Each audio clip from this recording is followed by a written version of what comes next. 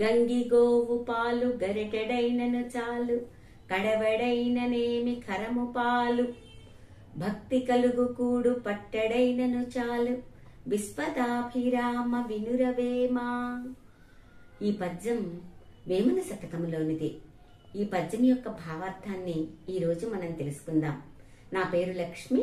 నేను బోధిధర్మ పబ్లిక్ స్కూల్లో spiritual science and ethical and moral values class టీచర్గా పనిచేస్తున్నాను.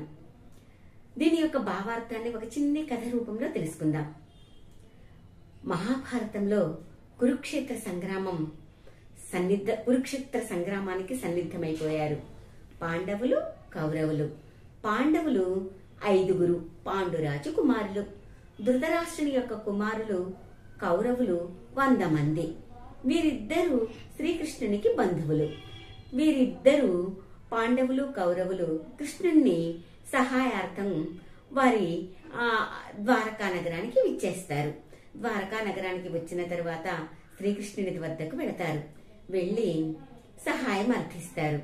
అర్థించినప్పుడు కృష్ణుడు ఒక మాట చెప్తాడు. నేను ఒక్కడిగా ఒకవైపు ఉంటాను, నా సైన్యమంతా ఇంకొక వైపు ఉంటుంది. మీరు ఇద్దరిలో ఎవరు ఏమి కావాలని కోరుకుంటారో ఆ విధంగా నేను ఇస్తాను అని చెప్తారు. అప్పుడు పాండవులు అయినటువంటి అర్జునుడు, నాకు మీరు ఒక్కరు మా వైపు ఉంటే చాలు అని చెప్తారు. మరి పెద్ద సైన్యం అతనికి, కృష్ణుడి వద్ద ఉన్నటువంటి పెద్ద సైన్యాన్ని కౌరవులకి ప్రతినిధిగా వచ్చినటువంటి దుర్యోధనుడు తీసుకుంటారు. చివరికి కురుక్షేత్ర సంగ్రామంలో ఒక్కడిగా వెళ్ళినటువంటి కృష్ణుడు ఆ సంగ్రామాల్లో పాండవులకు విజయం చేకూర్చడానికి ఎంతగా సహాయపడ్డారు కదా.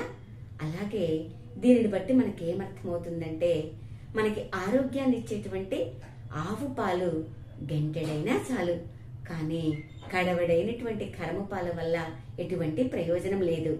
మనం తీసుకునేటువంటి ఆహారం భక్తిపూర్వకంగా పిడికెడు తీసుకున్నా అది మనకి ఎంతో శక్తిని, పుష్టిని ఇస్తుంది. అందుకనే తీసుకునేటువంటి ఆహారం పౌష్టిక విలువలతో కూడిన ఆహారం తీసుకోవాలి. క్వాలిటీ ఫుడ్ తీసుకోవాలి, జంక్ ఫుడ్ తీసుకోకూడదు. ఆ విధంగా దీన్ని తెలియజేస్తుంది. క్వాలిటీ ముఖ్యం కానీ క్వాంటిటీ ముఖ్యం కాదు. బోధిధర్మ పబ్లిక్ స్కూల్లో కూడా ఎంతమంది మెంబర్స్ ఉన్నారు అనేది క్వాంటిటీ ముఖ్యం కాదు. ఆ స్కూల్లో ఇచ్చేటువంటి క్వాలిటీ ఎడ్యుకేషన్ అనేది చాలా ముఖ్యమైనది.